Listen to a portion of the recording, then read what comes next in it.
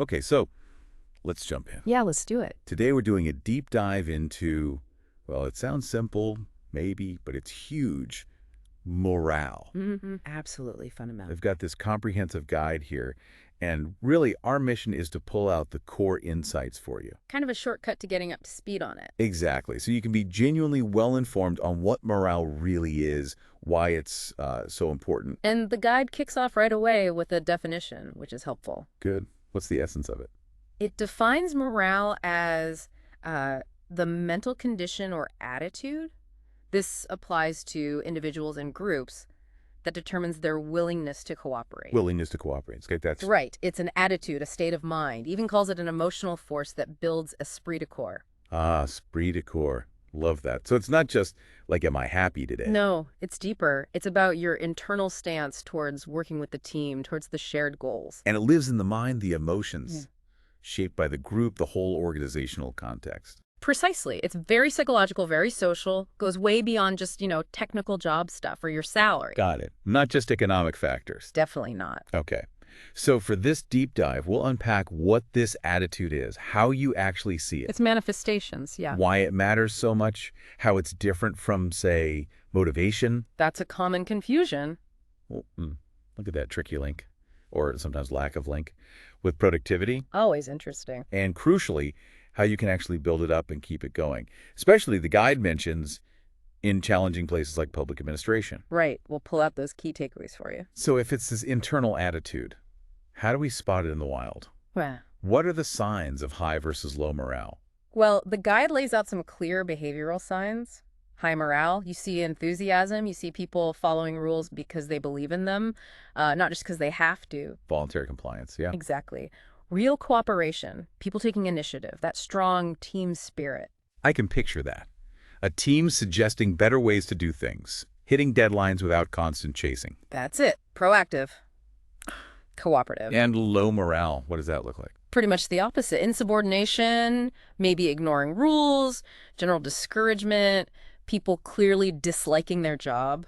You'd probably see more absenteeism too, right? High turnover. Absolutely. High absenteeism, high turnover, classic indicators, people resisting instructions, maybe lots of complaining, frustration. Yeah, you can sort of feel it in the air sometimes, can't you? You really can. And that visibility, that feeling, it connects directly to why morale is so significant. It's not some fluffy concept. No, it has real consequences. Totally. It hits productivity hard, both quantity and quality of work. And costs too, I imagine.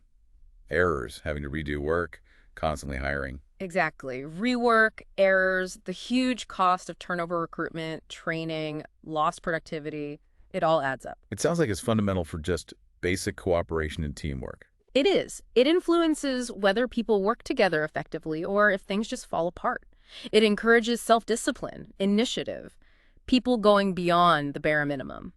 The source calls it a key ingredient for success. It doesn't pull any punches there. It really sees it as foundational. And the impact isn't just internal, right? It affects people outside the organization too. Oh, absolutely. Think about customer service or, citizens interacting with a public agency. Right. The guide's example of the call center. Perfect example. High morale agents. They're probably more empathetic. They go the extra mile. You likely get fewer complaints. And low morale. You get those curt, unhelpful interactions. People feel ignored. And they take their business elsewhere or their complaints escalate. It shakes behavior aggression, cynicism, just checking out versus being positive and contributing. Okay. Now, you mentioned individual versus group morale earlier. How do those relate? Are they the same thing? Not quite the same, but definitely interconnected. Individual morale is, one person's attitude, their own feelings about the job, the team. Group morale is more the collective vibe, the shared attitude of the whole team or department. So a strong team feeling could lift someone up, even if they're having a bad day. For sure. High group morale can be uplifting. But someone could still have low morale personally, maybe due to things outside work, even if the team is generally positive. And the reverse. You could be personally upbeat, but get dragged down by a really negative team atmosphere. Exactly. That happens too. And the guide points to this contagion effect. Like attitude spreading. Yeah. Group norms, how people influence each other. Morale levels, good or bad, can spread pretty quickly through a team. It's rarely isolated to just one person for long. Okay, let's tackle another point of potential confusion. Morale versus motivation. They sound similar. They do, and they're related, but the source makes a clear distinction. Morale, like we've been saying, is that state of mind, that attitude, the willingness to cooperate, the confidence, the enthusiasm. Primarily a group thing, influenced by the collective. Mostly, yeah, though individuals have it too. Motivation, though, is more that inner drive to do something, to perform a task. Like the intensity of the effort you put in. Exactly. Intensity, persistence. It's fundamentally an individual drive. So I could, theoretically, have high morale, love my team, believe in the mission, but just not feel very motivated for a specific boring task today. Precisely that. Or the opposite. You could be super motivated to hit a target because there's a big bonus attached, Right, driven by that individual reward. but have terrible morale. You might hate the company culture, find your boss difficult, feel zero team spirit, driven but unhappy in the environment. That distinction is really important. How do they play off each other then? Well, they do influence each other. If you're consistently motivated and you succeed at challenging tasks, those positive experiences can build up your morale over time. Makes sense. And high group morale creates a positive, supportive atmosphere. That kind of environment can really help sustain individual motivation, makes people want to put in the effort. Okay, this leads us to something the guide mentions that might raise some eyebrows. The link between morale and productivity. We often assume high morale just means high productivity. Right, that's the common assumption. But the source says, hold on, it's more complicated. The correlation actually varies quite a bit. It's not a straight line. No, it introduces this idea, often linked to Miller and Forum, about 4 possible combinations of morale and productivity. Okay, let's unpack those. 4 scenarios. Exactly. First, the ideal. High morale, high productivity. People feel good, they're working well together, and they're getting great results. That's the goal. What enables that? The source points to things like supportive leadership, having the right resources, a culture where people feel involved, valued. Think of a high-performing R&D team, maybe. Empowered, innovative, positive. Okay. What's another scenario? Maybe high morale, but not so great on the output. That's the second one. High morale, low productivity, great atmosphere, people like each other, lots of team spirit, but maybe things are disorganized. Or lack of clear goals. Yeah, lack of clear direction, maybe weak processes, sometimes even overconfidence leading to sloppiness. The creative team example in the guide is good, fantastic energy, love working together, but maybe missed deadlines because things aren't structured well. Happy, but not hitting the marks. That's insightful. It's not just about being happy campers. Yeah. What about the flip side? Low morale, high productivity. How does that even work? This often comes down to control or pressure. Think very strict supervision, intense pressure to hit quotas, maybe fear of consequences. Like the factory floor example. Classic example. People might be churning out work because they have to due to tight monitoring or fear of losing their job, but they feel awful about it. They resent management, the work itself. That sounds grim and probably not sustainable. Probably not. It's output driven by external force, not internal willingness. Okay. And the last worst case scenario. That's low morale, low productivity. Just stagnation. Nothing's working well. What causes that? Usually deep systemic issues. Poor leadership, lack of necessary resources or tools, maybe a toxic culture, broken processes, people are disengaged and ineffective. The example was a department with ancient tech and an unsupportive boss morale and output both in the basement. Wow.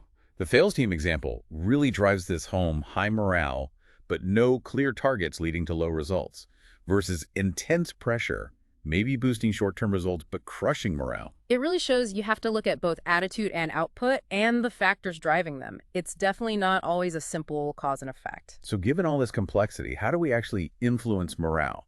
What does the guide suggest are the key factors and, more importantly, the strategies to strengthen it? It breaks it down nicely. A big area is human resource practices. Like the actual policies and procedures. Exactly. How you recruit people, is it fair? That sets the tone. Do people get adequate training, not just technical, but onboarding? That builds confidence. Setting people up to succeed from the start. Yes. And then, how performance is appraised. Is it fair?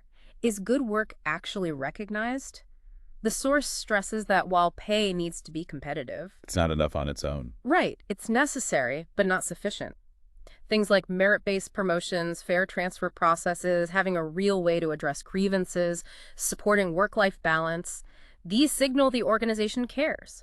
The tech firm example showed this, right? with clear career paths and learning. Yeah, showing investment in people, that builds loyalty and morale. What about leadership? That feels huge. Absolutely central. The guide emphasizes participative or democratic styles involving people in decisions. Giving people a voice. Yes, and building supportive relationships. Managers showing genuine concern, building trust. Communication is key here. Open, timely, two-way communication reduces uncertainty. And feedback. We hear about feedback constantly. Crucial. Regular feedback and recognition, not just once a year. It builds confidence, lets people know where they stand. Leaders also need to provide clear vision, be consistent, fair, empathetic. And adapt their style. Yes, adaptive leadership is mentioned, knowing when to direct, when to coach, when to support. The example of the department head holding town halls, actually acting on suggestions, giving public credit that directly boosts morale. Okay, beyond HR and managers, what about the overall vibe? The culture. Organizational culture and climate are massive factors. A positive culture, honesty, ethics, teamwork makes people feel proud. A psychologically safe environment where mistakes aren't punished but learned from reduces fear. Inclusion and diversity matter here too. Definitely. Feeling like you belong, being valued for who you are. Transparency helps build trust-sharing information. And even just encouraging informal social connections matters. Like the startup example, open office, social events, transparency meetings, helping maintain that positive connection. Exactly. And then there's the job itself, the actual work people do. How so? Job enrichment is key. Giving people more autonomy, responsibility, challenging tasks makes the work itself more engaging. So it's not just about the environment, but the task itself. Right. Clarity about roles is important too. Task variety helps. And having ways to get feedback specifically on your work. The example of rotating nurses helps prevent burnout and build skills. Communication came up under leadership, but it's also its own category. It is. Think regular two-way dialogue across the board, transparent updates, especially during change, using different channels, actively squashing rumors, listening empathetically, and celebrating successes publicly. The public agency using town halls and suggestion boxes seems like a good example. Yes, creating those channels is vital. And finally, the guide looks outward. How the organization is seen and the external environment. Yeah. A positive public image boosts internal pride. Job security concerns obviously impact morale. And especially in the public sector, things like political pressure or unclear mandates can be really damaging. So stability and a clear mission help there. Definitely. And even things like the organization's social purpose or CSR activities can boost morale, feeling like you're part of something meaningful, like that nonprofit example doing impactful work. It sounds like these ideas aren't exactly new. People have been thinking about morale for a while. Oh, absolutely. The source briefly touches on this historical context. Thinkers like Chester Barnard saw maintaining morale as a core job of any executive, essential for cooperation. And Elton Mayo with the Hawthorne studies. Right, highlighting those social and psychological factors, seeing supervisors as key preservers of morale. And others like Herzberg, McGregor, Likert, they all connect. Yeah, their ideas fit right in. Hertzberg's hygiene factors versus motivators pay prevents dissatisfaction, but recognition and achievement actually build morale. Theory X versus Theory Y from McGregor. Exactly. Assumptions about people directly shape leadership styles that either foster or kill morale. And Likert's work showed participative management leads to better morale and performance. The common thread is clear. The human element, the attitude, the willingness, it's always been central. Now, the guide specifically calls out challenges in public administration. What makes morale tricky in that context? It details quite a few. Objectives can be ambiguous or conflicting, unlike a simple profit goal, which can make it hard for staff to feel a clear sense of purpose or accomplishment. Incentive systems, too. Yeah, often heavily reliant on pay scales, which we know are hygiene factors, with maybe less focus on intrinsic rewards, recognition, or meaningful work, which really drive morale. And corruption. That must be incredibly corrosive. Hugely. The source is explicit. It destroys trust, creates fear, and demoralizes ethical employees. Political interference is another big one, shifting priorities. Undue pressure undermining professional autonomy. It creates cynicism, I bet. Absolutely. Then there are cultural issues, like rigid hierarchies, stifling initiative. Resource constraints are often a reality. Doing more with less. Constantly. Oh, right, which creates stress and frustration. Add in inadequate HR practices, maybe unfair transfers, lack of training, blocked career paths, plus communication gaps, lack of recognition, and jobs that get bigger but not better. Job enlargement without enrichment, you mean? Exactly. It all piles up.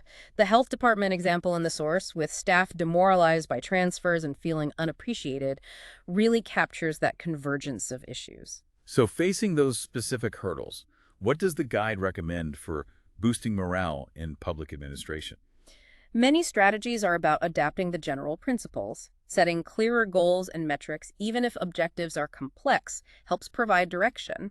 Really implementing participative decision-making, bringing in frontline perspectives, is crucial in bureaucratic settings. Communication becomes even more important. Definitely. Transparent, multi-channel communication to fight rumors, build trust internally and with the public, and given the corruption risk, ethical leadership is non-negotiable. Ensuring fairness, protecting whistleblowers. Yes, building that foundation of trust and integrity, and finding ways to recognize and reward beyond just salary, emphasizing professional development, public acknowledgement, the value of public service itself. And tackling the job design issue. Crucial.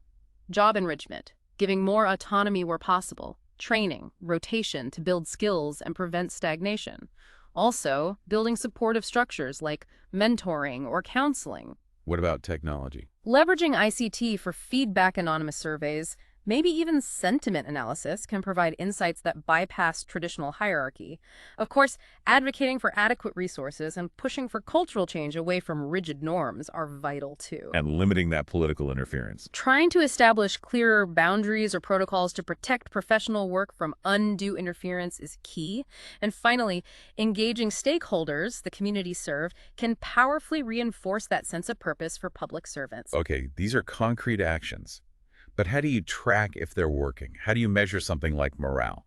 Well, the guide suggests you need multiple methods. You can't just rely on one thing. Employee surveys are common, especially anonymous ones. To get honest feedback. Right. Focus groups or interviews can dig deeper, get the why behind survey results. And you can look at objective data too. Yes, correlating morale indicators with things like absenteeism, turnover rates, error rates, even productivity metrics were relevant. And just simple observation, watching how teams interact, the energy levels. Qualitative insights. Exactly. The guide also mentions newer things like ICT analytics, like sentiment analysis on internal communications. That sounds cutting edge. It is, but needs careful ethical implementation. Benchmarking against other similar organizations can also give context. The government agency example, using both regular pulse surveys and trying out AI sentiment analysis, shows that combined approach. Okay, we've covered a lot, from HR nuts and bolts to leadership, culture, even political context. If we had to boil it all down, what are the absolute core best practices that emerge from this guide? I think number one is truly recognizing morale as a human relations issue. It's psychological, social, not just mechanical. And making it a core management job, not an afterthought. Yes, integrate it.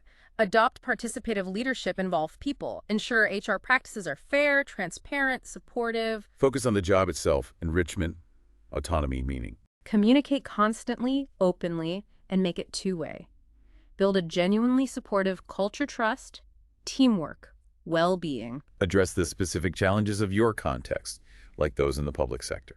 Use technology thoughtfully for engagement and feedback. Don't just rely on it. Monitor morale regularly with different tools. And maybe the biggest one underpinning it all: leaders must model integrity and ethical behavior. That's the bedrock for trust. Absolutely. It's clear morale is complex, touching almost everything an organization does. But, like the guide says, at its heart, it's that attitude, that willingness to cooperate. Yeah, existing in the minds and emotions, shaped by this whole web of factors: leadership, colleagues, culture, the work itself, external pressures. It's all interconnected. So here's a final thought for you, the listener, to take away. If morale boils down to that willingness to cooperate, and it shows up in attitudes and emotions, where might you look in your own environment for the subtle early signs of shifting morale? Think beyond just the obvious productivity numbers or the next official survey. Where do those underlying attitudes first start to surface, perhaps in unexpected ways? Something to mull over.